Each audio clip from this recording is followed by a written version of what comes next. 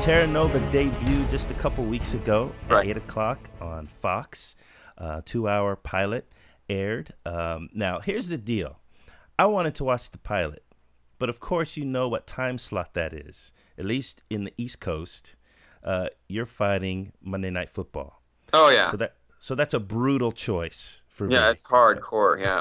Of course, on the West Coast, that's like 5 o'clock, so there's no problem. When Monday Night Football is over, that's just kicking on. So you're okay over there. Well, it's not, it does still interfere in a way. I mean, you got pre and post game stuff, and the it's interesting to see that when we debuted, we were looking at our results of the ratings of the desired demographic kind of thing, and it was real good. But then a few days later, it got adjusted for the DVR and TiVos units, Uh-huh. and we shot way up, Huh. and it was because of that. It's because of Monday Night Football, and because it's at the same time. So actually, we're disproportionately taped and watched, or DVR'd and watched later. Okay.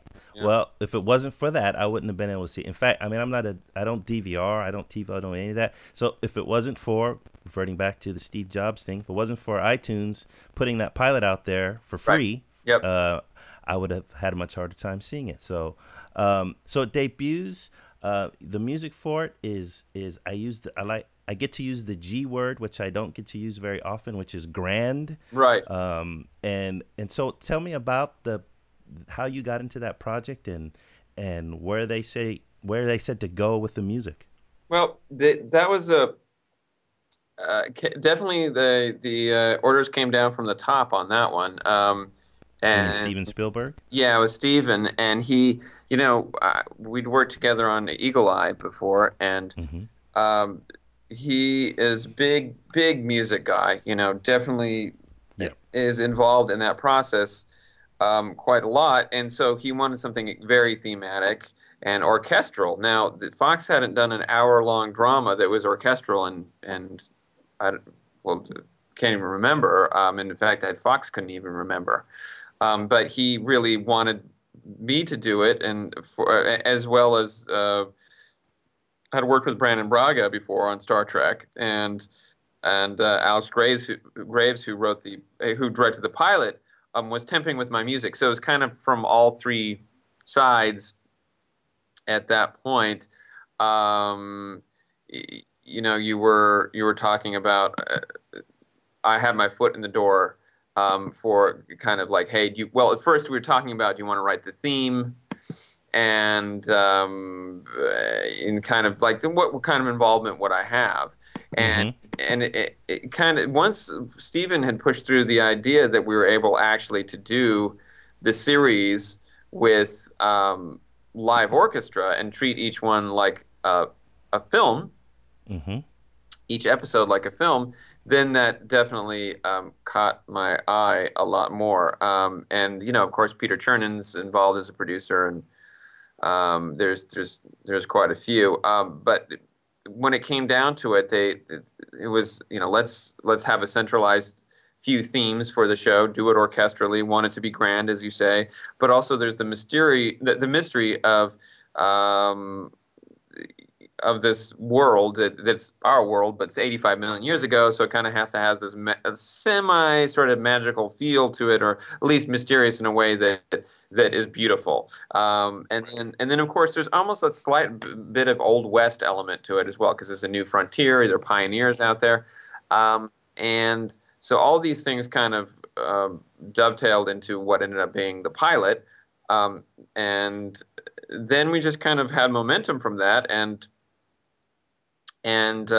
went from there. But every episode is full orchestra, and there's episodes that are suspenseful and about more like the dinosaur threat, and there's ones that are about the family, and then there's some romantic ones. There's ones about the mystery of who are these people, and also the idea of time travel, and were there people sent before these people or after these people, or what's going on. And just it becomes very intricate and mysterious as the storyline goes on, and there's so it all kind of fits together like one like a 13-hour movie, because we're doing 13, and so So the whole process kind of started from that, and it's a long one because these ones take a long time to do. But it's been great because I'm able to kind of jump in there and do it, and it doesn't interfere with my film work at all, and so it's kind of a nice match.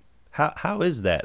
Because you're obviously been very prolific within the film world, Right. and now you've got Hawaii Five O going, and you've got this now. So how do you balance those two things to where it doesn't interfere? Well, it's something. See, the thing is that films are initially the hard part is the uphill climb of writing themes and getting those developed, and Hmm. and you have to on a film it kind of takes a disproportionate amount of time compared to something like a show because you have to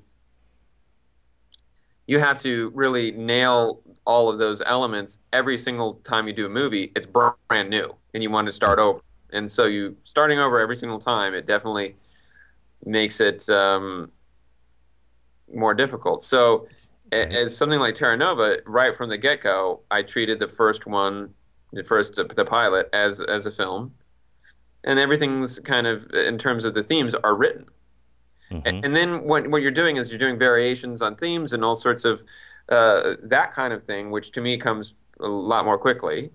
And I conduct very fast.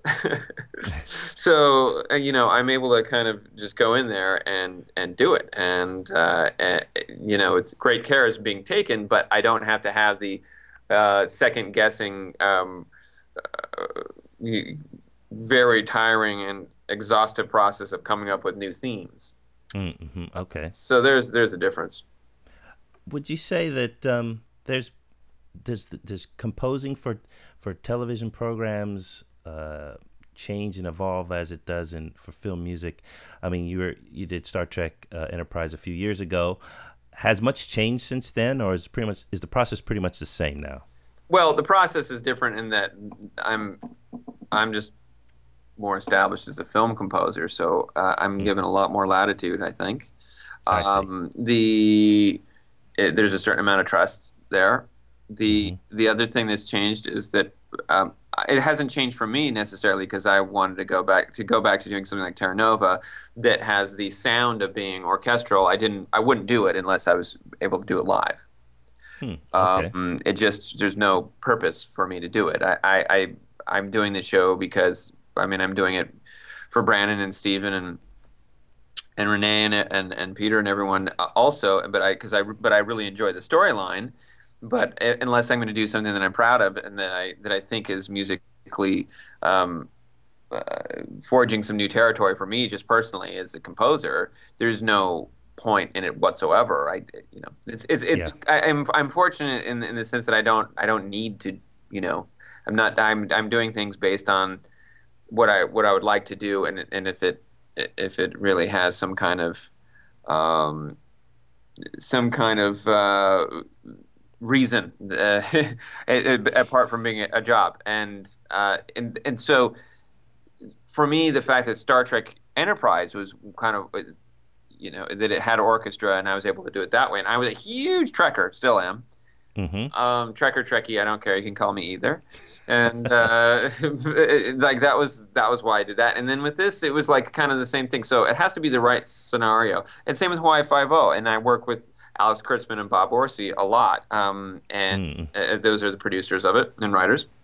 Hmm. And I love those guys. And so that initially was the reason for doing it. And then it actually turned out to be awesome, And also I have Keith Power that works with me on that, who's fantastic. And it's a lot more percussive and guitar and even ukulele based and all sorts of instruments like that.